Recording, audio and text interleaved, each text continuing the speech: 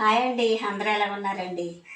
ఈరోజు అండి పప్పు టమాటా చేస్తున్నానండి. అది ఏ విధంగా చేయాలో చేసి చూపిస్తానండి.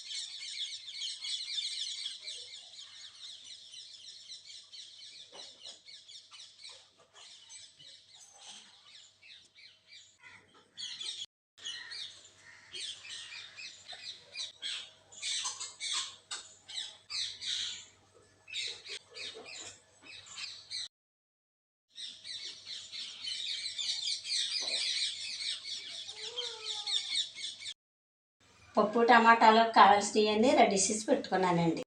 చిన్న సైజు టమాటాలండి 6 టమాటాలు కట్ చేసుకున్నానండి. అలాగే ఒక ఉల్లిపాయ 4 పచ్చిమిరపకాయలు కట్ చేసుకున్నానండి. అలాగే కొంచెం కొత్తిమీర, కొంచెం కరివేపాకు కూడా తీసుకున్నానండి. ఈ గ్లాస్ తోటి గ్లాస్ కందిపప్పు తీసుకున్నానండి. పప్పు స్టవ్ మీద పెట్టి దోరగా వేగించుకుందామండి.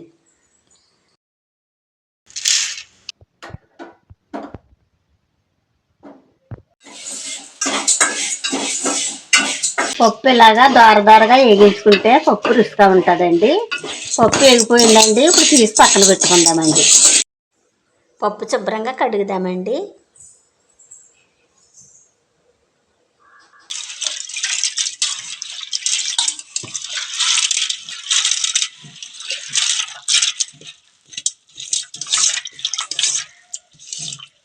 ఈ కడిగిన పప్పులో ముందుగా కట్ చేసి పెట్టుకున్న టమాటా ముక్కలు వేసుకుందామండి. అలాగే పచ్చిమిరపకాయలు, ఉల్లిపాయ కూడా వేసుకుందామండి. అలాగే కొత్తిమీర కూడా వేసుకుందామండి. అలాగే కరివేపాకు కూడా వేసుకుందామండి. అలాగే చిటికెడు పసుపు కూడా వేసుకుందామండి. అలాగే చిటికెడు కారం వేసుకుందామండి. రుచికి సరిపడగా కళ్ళుప్పు వేసుకుందామండి.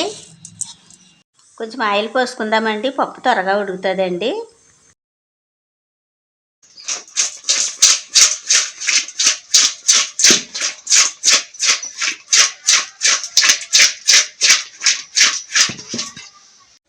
పప్పు ఏ గ్లాసుతో తీసుకున్నామో ఆ గ్లాస్ తోటి 2 గ్లాసులు నీళ్లు పోసుకుందామండి.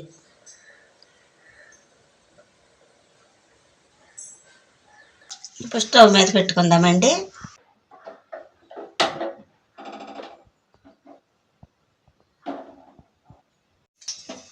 ఇలా చన్న మంట మీద ఉడకనిద్దారండి. పప్పు టమాటాలోకండి చిన్న నిమ్మకాయ సైజు చింతపండు తీసుకున్నానండి. ఇప్పుడు చింతపండు నానబెట్టుకుందామండి.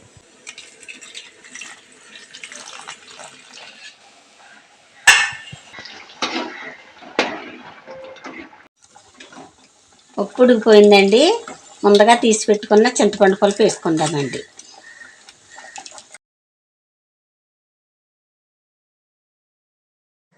చింతపండు పలుపు వేసాం కదండి, ఒక 5 నిమిషాలు మగ్గనిద్దామండి.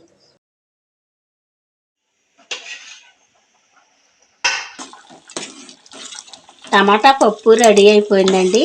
ఇప్పుడు తాలింపు వేసుకుందామండి.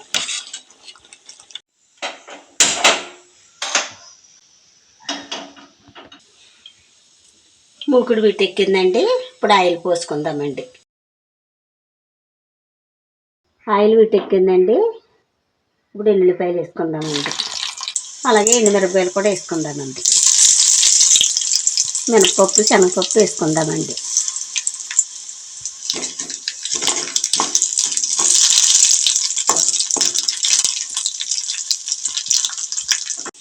కొంచెం జీలకర్ర వేసుకుందామండి. అలాగే కొంచెం కరివేపాకు వేసుకుందామండి.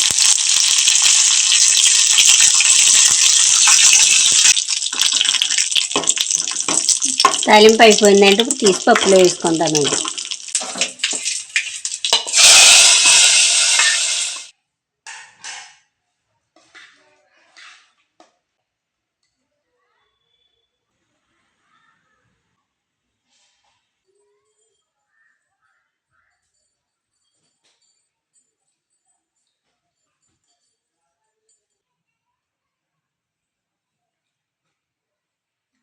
పప్పు టమాటా చాలా బాగుందండి, చాలా రుచిగా ఉందండి.